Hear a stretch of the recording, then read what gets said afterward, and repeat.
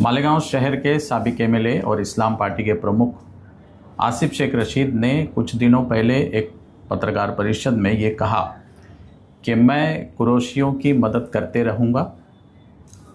और उन्होंने बीजेपी को ये जवाब दिया था कि जब बीजेपी ने उन्हें कहा था कि आप देशद्रोही हैं।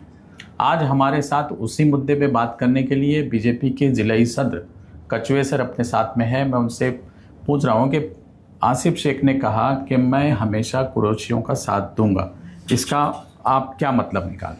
वो बार बार जिक्र करते रहते हैं कुरैशियों का। मैं उनको यहाँ पे अच्छी तरह से समझाना चाहता हूँ कि अगर मालेगांव में गौ हत्या हुई या गोरक्षक के ऊपर हमला हुआ तो कुरैशियों के ऊपर तो कानूनी कार्रवाई होगी, लेकिन आप देख लो मालेगांव के बाहर निकलना आपको मुश्किल हो जाएगा।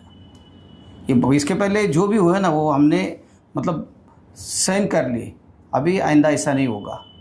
आइंदा ना कोई गौ हत्या होगी, ना जो कोई वही जितने भी कत्ल खाने स्लॉटर हाउस है वो तुरंत हम सीएम साहब को निवेदन दे के सब के सब बंद करने के लिए हम विनती करेंगे। कुछ कत्ल खाने ऐसे हैं जिसको गवर्नमेंट ने खुद परमिशन दी है। ऐसे कत्ल खानों में अगर ये हो रहा है तो फिर आप उसके बारे में कैसा नहीं, अगर गवर्नमेंट ने भी परमिशन दी है, वो अगर ग्रांटेड भी होंगे गवर्नमेंट ग्रांटेड, तो हम कानूनी तौर पर लड़ेंगे और सीएम साहब को या हमारा शासन को हम वहाँ पे फिर से निवेदन दे के बोलेंगे कि मालेगांव में अगर ऐसे कत्ल खाने चलते रहेंगे तो गौ हत्या बंदी कायदा जो है उनका बार बार उल्लंघन होता रहेगा। इसलिए ये सब के सब स्लॉटर हाउस जितने भी हैं उनकी जितनी भी परमिशन है वो कैंसिल करने के लिए हम लड़ते रहेंगे। और हमारे गोरक्षक के बाल को भी धक्का लगा तो आसिफ शेख हो या कुरैशी हो, किसी को नहीं छोड़ेंगे।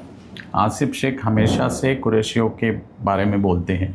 उन्होंने जलसे लिए, सभा लिए और कुछ दिनों पहले उन्होंने ये कहा कि कानून के दायरे में रहते हुए अगर ये सब कर रहे हैं, व्यवसाय कर रहे हैं, तो गवर्नमेंट ने उनको परमिशन दे देनी चाहिए और मैं इनके पीछे हमेशा खड़ा रहूँगा।